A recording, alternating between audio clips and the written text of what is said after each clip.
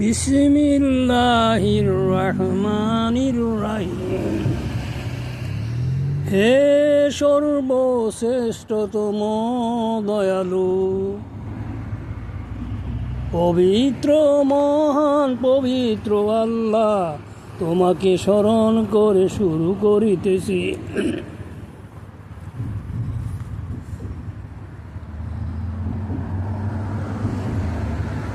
আমি স্বপ্নে দেখিয়াছি মুহাম্মদ আহমদ আমাকে বলেছেন, কোরআনের আয়াত যারা যারা 6237 কম বেশি বলবে, প্রচার করবে, শিক্ষা দিবে, তারা সকলেই আল্লাহর সকল সৃষ্টি থেকে অভিশাপ পাবে।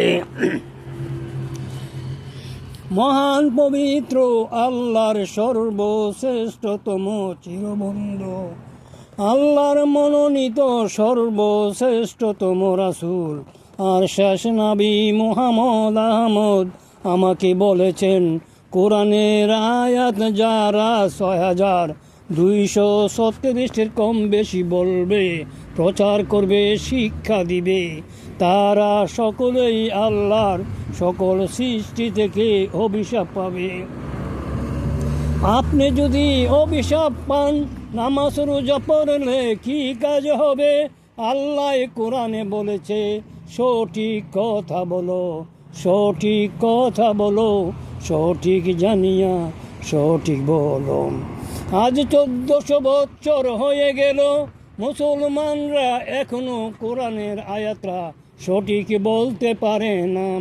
আমি আলজেরিয়া, মরক্কো, তিউনিস, মিশর, আলজেরিয়া, মিশর, আফগানিস্তান, পাকিস্তান, বিভিন্ন দেশের লোকদের সাথে জিজ্ঞাসা করি, তারা কেহই সঠিকভাবে বলতে পারে না।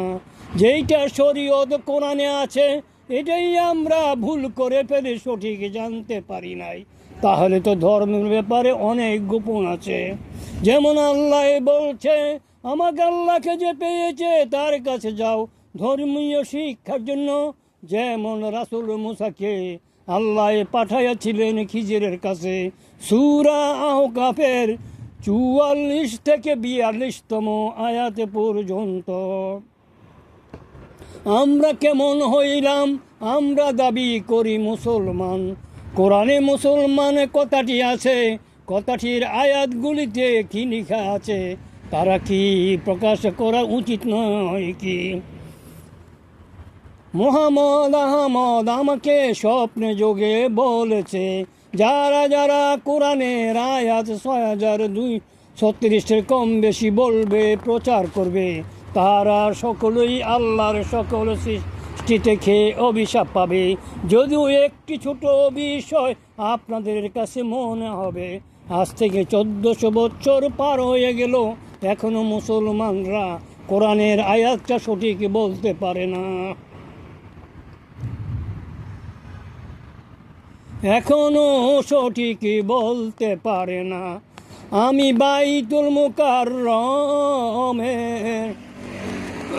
মহাপরিচালক, ধর্মমন্ত্রীর কাছে, শিক্ষা মন্ত্রীর কাছে অনুরোধ, সকল স্কুল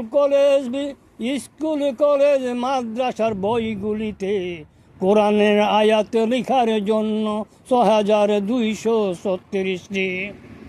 মুহাম্মদ আহমদ আমাকে বলেছেন, যারা যারা কোরআনের আয়াত 6236 কম বেশি বলবে, প্রচার করবে, তারা সকলেই আল্লাহর সকল সৃষ্টি থেকে অভিশাপ পাবে। হাফেজ সুন্দরতম মহান পবিত্র আল্লাহ, হাফেজ সুন্দরতম মহান পবিত্র আল্লাহ, হাফেজ সুন্দরতম মহান পবিত্র আল্লাহ।